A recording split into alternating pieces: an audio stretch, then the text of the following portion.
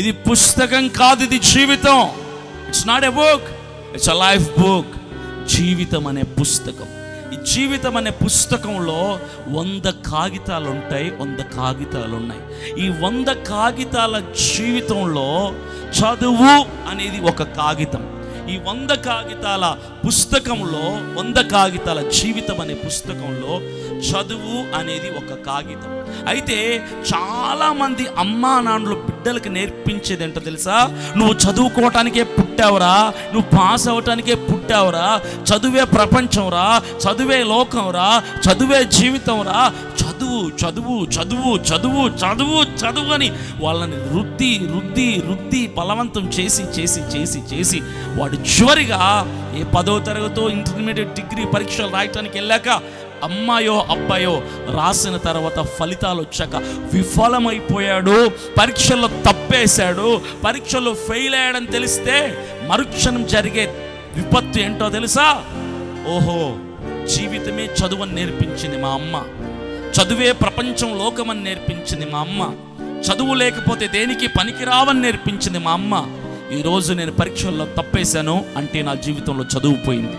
చదువు పోయిందంటే జీవితం పోయినట్టే లెక్క. కాబట్టి జీవితంలో ఎప్పుడైతే ఫెయిల్ అయ్యారో 100 కాగితాలనే జీవితం అనే పుస్తకంలోంచి చదువు పోయింది, మిగిలింది ఏంటి? చదువుని చింపి పడేస్తే మిగిలింది ఏంటి? ఇంకా 99 కాగితాలు ఉన్నాయి. కానీ ఆ ఇంకిత జ్ఞానం లేకుండా ఈ పుస్తకం అనే జీవితం అంతా చదువే నిండిపోయింది అన్నట్టుగా కాగితం ఒకటి చినిగిపోతే, చదువు అన్న కాగితం ఒకటి చిరిగిపోతే మిగిలిన 99 కాగితాలని కూడా పెట్రోల్ వేసి తగలెట్టేసే వాళ్ళని ఏమంటారు?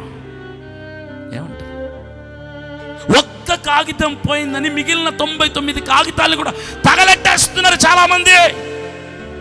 My dear brothers and sisters, నా తమ్ముళ్ళు చెల్లెళ్ళకు చెప్తున్నాను, గుర్తుపెట్టుకో, చదువు జీవితం కాదు. Education is not at all life, education is just a part of your life. చదువు జీవితం కాదు, చదువు జీవితంలో ఒక్క భాగం మాత్రమే, ఒక్క భాగం మాత్రమే. 10వ తరగతి ఫెయిల్ అయ్యారని 1100 మంది పిల్లలు చచ్చిపోతే దానికి కారణం ఎవరో తెలుసా? కన్న తల్లిదండ్రులు కారణం. వాడికి చదువు చదువు చదివే జీవితం అని నేర్పిస్తే ఆ చదువు పోయిందని చచ్చిపోతున్నారు, ఆత్మహత్యలు చేసుకొని, రైళ్ళ కింద పడి, పురుగుల మందు తాగి, ఉరేసుకొని చచ్చిపోతున్నారు. భయంకరంగా కారణం చదువు జీవితం అని నేర్చుకున్నారు. జీవితం అంటే ఏంటి సార్? What is life? జీవితం అంటే ఏంటి? జీవితం అంటే అర్థం తెలియదు మీకు. మీరు దేన్ని పడితే దాన్ని జీవితం అని నేర్పించేస్తారు మీ పిల్లలకి. అభినయ దర్శనం నా జీవితంలో చదువే జీవితం అని కనుక మా అమ్మ నేర్పించుంటే, చదువే జీవితం అని నేర్పించుంటే 3 సార్లు ఆత్మహత్య చేసుకుని 3 సార్లు చచ్చిపోయి ఉండాలి నేను ఈ పాటికి. కారణం ఏంటి తెలుసా? 10వ తరగతిలో 3 సార్లు ఫెయిల్ అయ్యాను. 10వ తరగతిలో 3 సార్లు ఫెయిల్ అయ్యాను నేను.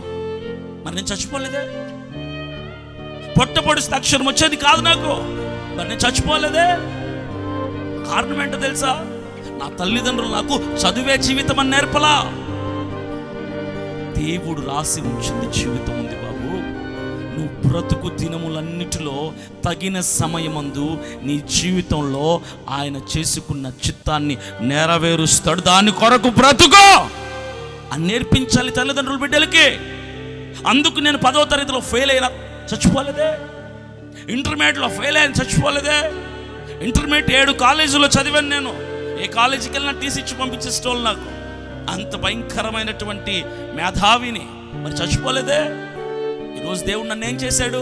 అరే నీకు చదువు రాదు, నువ్వు 10వ తరగతి ఫెయిల్ అయ్యావు, నువ్వు ఇంటర్మీడియట్ ఫెయిల్ అయ్యావు అని దేవుడు నన్ను వాడుకోకుండా పక్కన పడేశాడా?